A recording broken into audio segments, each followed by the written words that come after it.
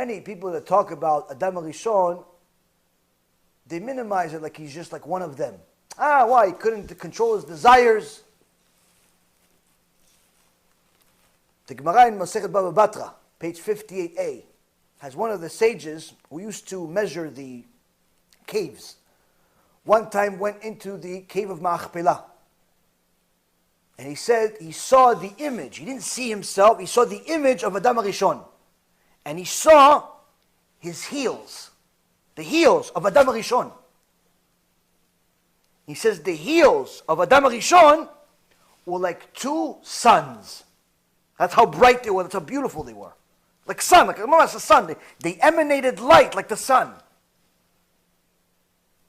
The Torah tells us that Moshe Rabbeinu's face was like the sun. What does that mean? The heel, spiritually speaking, is the lowest part of the body because it touches the floor the most. So in essence, it gets the most amount of tumah. That's why every time you touch your feet, you have to wash your hands. Every time you touch your feet, you have to wash your hands. Because why? This is just you can't purify that part.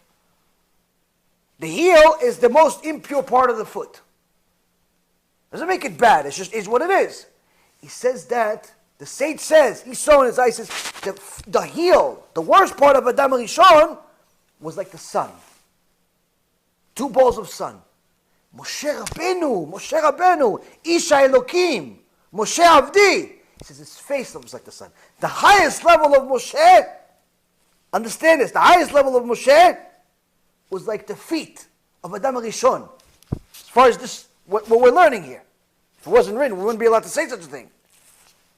So we have no concept of how great Adam HaRishon was. How great he was. Same thing with Chava. Chava, made by Kadosh Baruch Hu's hands himself. Most beautiful woman that ever lived. What happened? What happened? One sin. Not 500 sins. Not 1,000 sins. Not 50,000 sins. Not wasting seed for 25 years before you hear the shiur for the first time.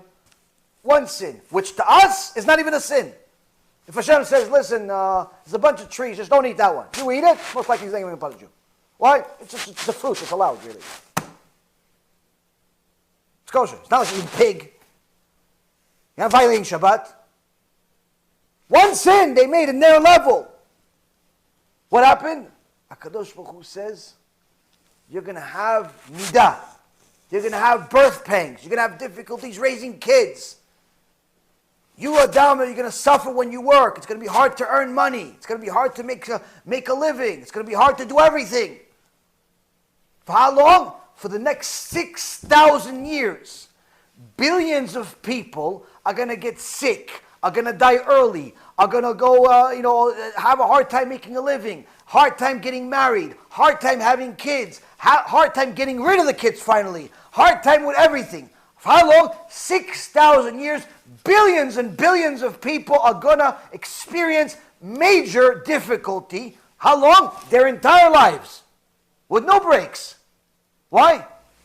One sin. To teach us the magnitude of sin in the eyes of Hashem. In the eyes of us, we think the sin is like a little quarter. What's the big deal? Hashem has so many people. What's the big deal if I, steal a little bit, violate a little bit, do a little bit? He's got a lot of other good people, and I do good things too. Hashem says, look what one sin did to an entire generation after generation after generation after generation for 6,000 years. What one sin led to.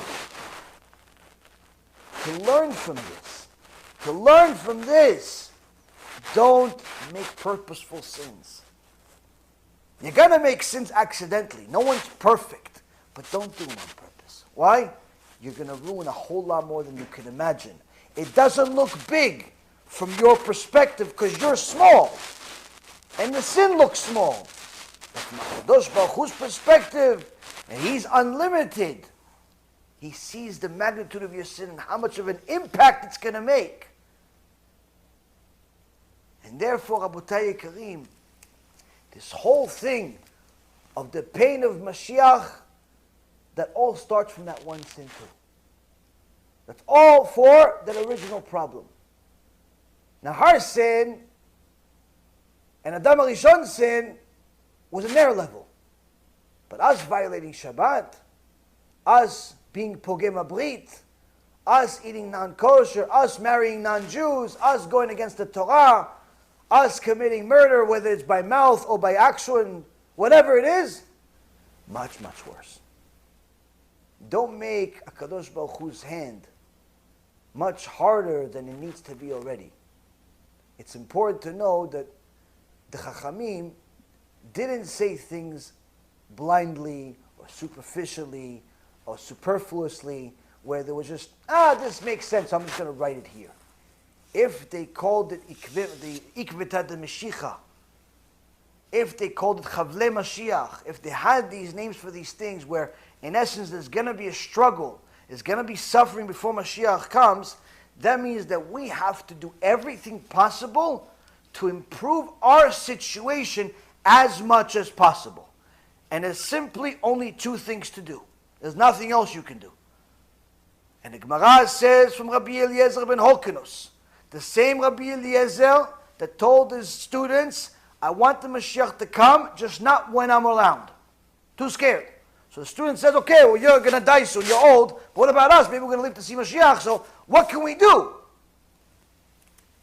Rabbi Eliezer ben Horkanus says you can only do two things to improve the situation.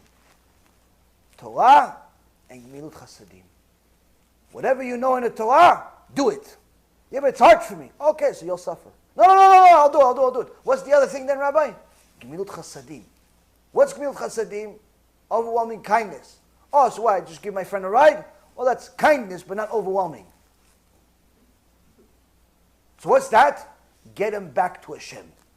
Get her back to Hashem. Go do Kiruv. Go support Kiruv. Do something to help Hashem's other children come back to Hashem. Those are the only two things you can do. You could do it with money, you could do it with time, you could do it with skill, you could do it with a combination thereof. But if you do Kiruv, it doesn't eliminate your need to learn Torah and fulfill it. And if you learn Torah, it doesn't mean that you're absolved from doing Kiruv. Why? You got to do a combination.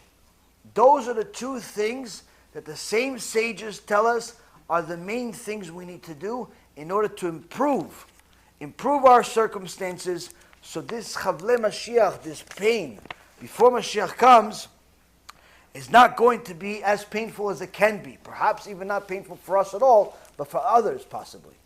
Either way, Rabotai, we already see from the first page of this book the real perspective of the sages, whether it be from the Gemara, or from the prophets, or from the Rishonim, or from the Achronim like Rav Wasserman and the Chafetz Chaim.